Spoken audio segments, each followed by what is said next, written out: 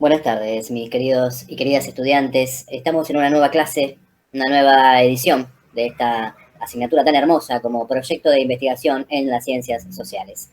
Una vez seleccionado el tema social a investigar, pasará al segundo paso, que es el planteo del problema.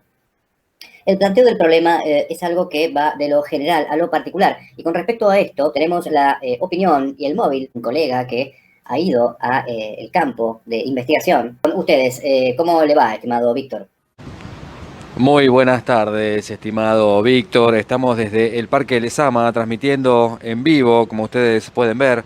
El parque está totalmente desolado, no hay transeúntes, simplemente tal vez alguien que saque al perro a pasear, pero está justamente desolado. Estamos aquí para responder cualquier pregunta que necesiten. Muchas gracias por tu comentario.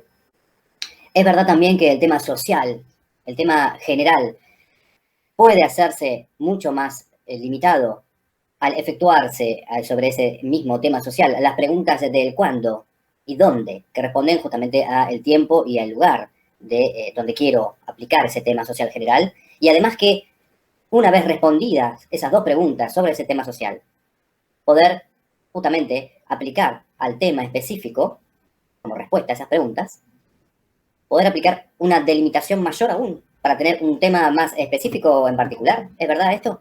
Para realizar el segundo paso de la investigación, estudios metodológicos afirman certeramente de que lo que hay que hacer es justamente pasar de lo general del tema a lo particular, ¿sí? Inclusive, ¿podrías dar un ejemplo desde el campo de investigación?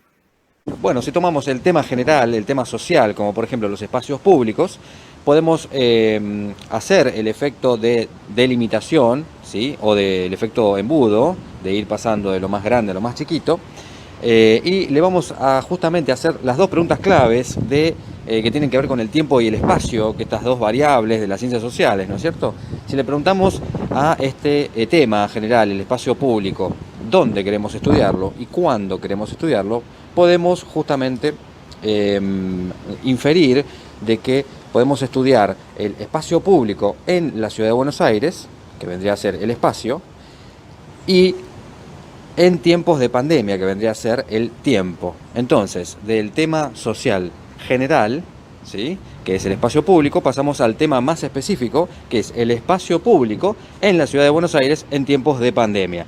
Y por último, para terminar de plantear justamente el problema, podemos pasar inclusive y utilizando este hermoso parque, que ahora, bueno, por el día de lluvia está, bueno, desolado, como decíamos antes, podemos utilizar el espacio público en el Parque Lezama de la ciudad de Buenos Aires en tiempos de pandemia y de allí realizar las preguntas correspondientes.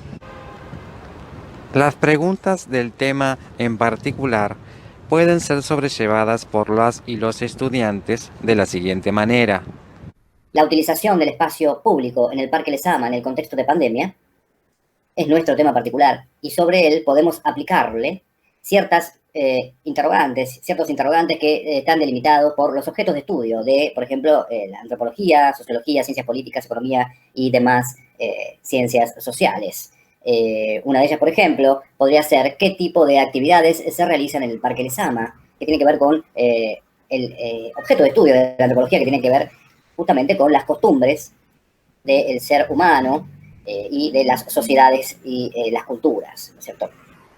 Fue un placer haber podido compartir con ustedes desde aquí, desde esta tarde lluviosa, con frío y desde los exteriores, estas conclusiones. Bueno, muchas gracias. Te vamos a justamente despedir. Propongo la próxima vez, mi estimado Víctor, que cambiemos los roles y los lugares de transmisión, ¿no es cierto? Para que yo también pueda compartir y poder disfrutar de los beneficios del estudio, de estar calentito. Muy gracioso, sí, sí. Sí, tenemos problemas con el audio. Hola. Sí.